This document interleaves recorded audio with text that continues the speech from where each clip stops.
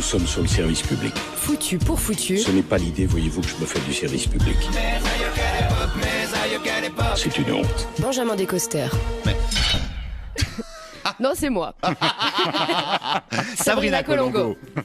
Une étude a récemment prouvé que les vidéos d'animaux mignons sur les réseaux sociaux boostaient les adoptions en Suisse. C'est carrément près d'une personne sur deux qui envisage de franchir le cap prochainement. Et l'étude montre aussi que ce sont surtout les femmes et les jeunes qui se laissent convaincre par ces images. Drôle de manière de dire les gens qui ont de l'empathie, mais bon, bref. Oh, ça va, je déconne, boudez pas les vieux garçons. Attention, par contre, il y a un petit twist. De plus en plus de ces potentiels adoptants et adoptantes exigent une sorte de garantie retour. Mais que quoi, qu'est-ce que c'est que ça ? Je vous explique. Grosso modo, les gens veulent adopter un animal avec service après-vente inclus, retour sous 2 mois sans frais, quoi. Juste au cas où ils se rendent compte qu'en fait c'est un peu chiant de se lever tous les matins à 6h du mat, emmener toutou faire pipi, ou que ça file la gégère au réveil, les bois-boîtes du chacha. Bref, on dirait bien qu'il n'y a pas qu'avec l'amour conjugal qu'on a du mal avec l'engagement à long terme. Après, je crois que les réseaux sociaux n'y sont pas pour rien dans ce phénomène de girouette. Tu vois une vidéo de chat mignon adopté et juste après une autre qui t'explique comment devenir digital nomade sans aucune attache, qui voyage uniquement avec une banane et une tablette. Tu m'étonnes que ça file le tournis. Qui suis-je ? De quoi ai-je envie ? Et qui va garder flocons et caramel pendant mon télétravail stage de surf à Bali ?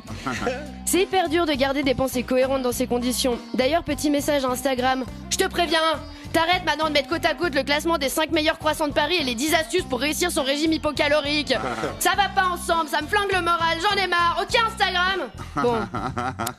À part ça, j'ai l'impression que ce rebond d'adoption animalière fait écho à la baisse de la natalité.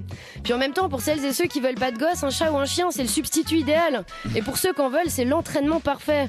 Parce que ce qui est sûr, c'est qu'avec les enfants, il n'y a pas de garantie retour. Quoique, peut-être que le daron qui va acheter des clubs et qui revient jamais, c'est la garantie retour originelle. Autre alternative au fait de prendre un animal à la place d'un enfant, c'est de prendre un animal pour son enfant. 2 bébés d'espèces différentes, c'est trop chou.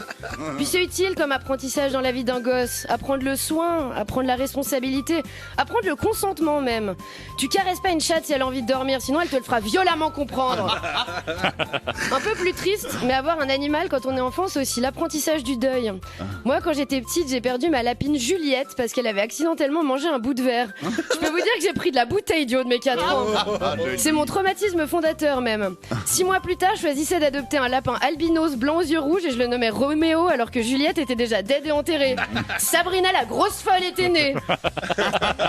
Bon, quand on dézoome un peu, c'est fou le concept d'avoir un animal de compagnie. On kidnappe une peluche sensible pour l'avoir sous curatelle. Parce qu'en fait, on peut jamais être vraiment sûr à 100% qu'il est content d'être là, l'animal. Le seul être qui m'a dit « J'ai trop envie que tu me traites comme ta sale petite chienne », c'était pas une petite chienne. Sale à la limite. Bah finalement, il a préféré retourner se faire garder par sa précédente maîtresse. Bref, histoire compliquée, c'est pas du tout le sujet. Pas du tout le sujet. Personnellement, j'ai un chéri que j'aime comme mon lapin. Pardon, merde, c'est l'inverse. J'ai un lapin que j'aime comme mon chéri. Je confonds tout le temps. En plus, mon petit amour porte un prénom humain, Oscar. Heureusement, je me suis encore jamais trompée de nom pendant l'amour. Putain, la honte. La seule différence avec un mec, c'est qu'avec Oscar, je lui en veux pas s'il me pisse dessus. Allez, une bonne plaque de Golden Shower avant 8h du matin, c'est aussi ça, couleur 3. Votre radio 100% crado. Sinon, je trouve ça fascinant à quel point les mecs misogynes pensent nous atteindre en nous disant qu'on va finir seul avec des chats. Mais génial. Un chat, c'est mieux qu'un mec sur plein d'aspects. Le seul point commun, c'est qu'il pue de la gueule le matin quand il vient te lécher le visage. Perso, je pense que j'incarne la némésis de ces vieux mascus. Parce que moi, non seulement je vis avec mon lapin, mais en plus je l'emmène en vacances. Ils pèteraient leur crâne s'ils m'avaient vu m'envoyer des petits kawas à 1 euro à l'autogrill de l'aire d'autoroute avec Oscar sur les genoux. J'étais la reine du pétrole. Et d'expliquer au badaud: ah mais non, c'est pas un chat, è un coniglietto, carissimo. Bref, on ne le rappellera jamais assez, l'homme est un loup pour l'homme, mais l'animal, lui, est un pansement pour la femme.